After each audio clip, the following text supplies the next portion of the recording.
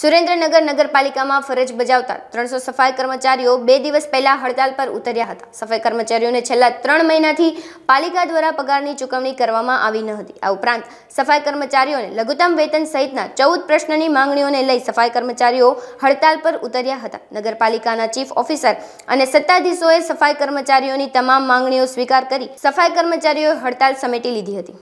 આશરે 300 જેટલા કર્મચારીઓ કોન્ટ્રાક્ટ બેઝના હડતાલ પર હતા।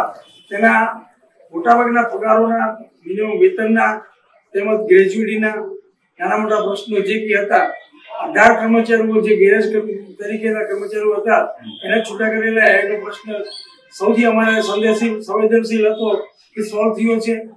બીજા છૂટા કરેલા કર્મચારીઓને પણ એમને કામ પર લેવા પણ દીધા છે। એ અમારા માટે ખૂબ જ હર્ષની લાગણી અનુભવી રહ્યા છે। મયુર પાટડિયા છે। હું ગુજરાત રાજ્ય કર્મચારી સંઘ યુનિયન ચલાવું છું।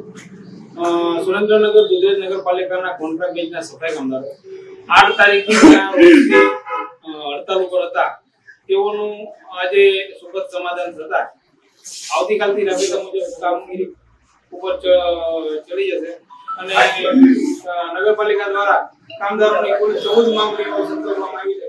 જેમાં લઘુત્તમ વેતન મુજબ પગાર ચૂકવવામાં આવશે, ઈપીએફ ની રકમમાં નિયમિત નાખી અને ભરવામાં આવશે, તેમજ વીમા કવચ પૂરું કરવામાં આવશે અને બોનસ જેવી નાની મોટી 14 માંગણીઓ સંતોષવામાં અમારી આવી છે અને અમારા કર્મચારીઓનું અને નગરપાલિકા વચ્ચે સુખદ સમાધાન થયેલ છે।